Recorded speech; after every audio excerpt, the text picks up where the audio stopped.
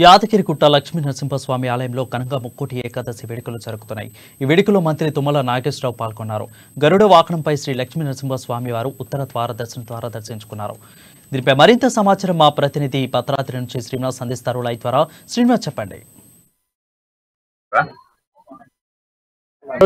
భద్రాద్రి కొత్తగూడెం జిల్లాలో జరిగినటువంటి ఈ యొక్క ముక్కోటి ఉత్సవం ఏదైతే ఉందో అనంతరం ఈ రోజు తెల్లవారుజామున ఈ యొక్క సీతారామచంద్ర స్వామి వారి ఆలయంలో ఉత్తర ద్వార దర్శనం భక్తులు కోటి నేపథ్యం ఉంది.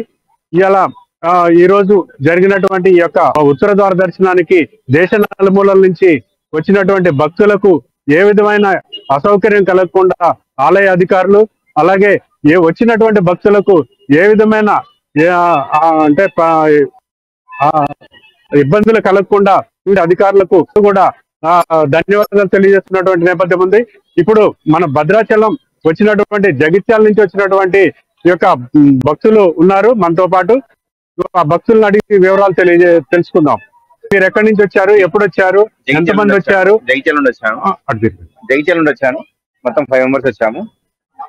నా పేరు నరేష్. మా ఫ్రెండ్స్ వచ్చాము, మా ఫ్రెండ్స్ పాటు కలిసి వచ్చాము. బస్ బాగుంది, దర్శనం బాగా జరిగింది. మామూలుగా 3 hours పడతా అనుకున్నాను, కానీ హాఫ్ అన్ అవర్ లో అయిపోయింది దర్శనం. కానీ టికెట్ పెట్టారు, 100 రూపాయల టికెట్ ఉంది, ఇప్పుడు 200 టికెట్ పెట్టారు అంతే. అంటే మీకు ఇక్కడ ఏర్పాట్లు ఎలా అనిపించాయి? అంటే ఏమైనా ఇబ్బంది కలిగిందా? అంటే ఏర్పాట్లు అధికారులు చేసినటువంటి మీకు భక్తులకు ఏ విధమైన ఇబ్బంది లేకుండా జరిగాయా? ఏం లేదు, ప్రాబ్లం ఏం లేదు, అంత బాగుంది.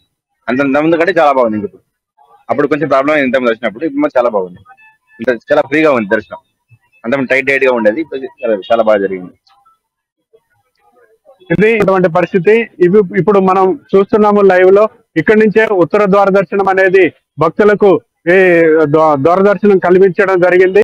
ఇక్కడ క్యూలో ఉన్నటువంటి భక్తులు అందరూ కూడా ఈ యొక్క ఏ విధమైన అసౌకర్యానికి గురి కాకుండా భక్తులకు అన్ని సౌకర్యాలు ఏర్పాటు చేయడం ఇక్కడ ఉన్నటువంటి పరిస్థితి. వరుణ్.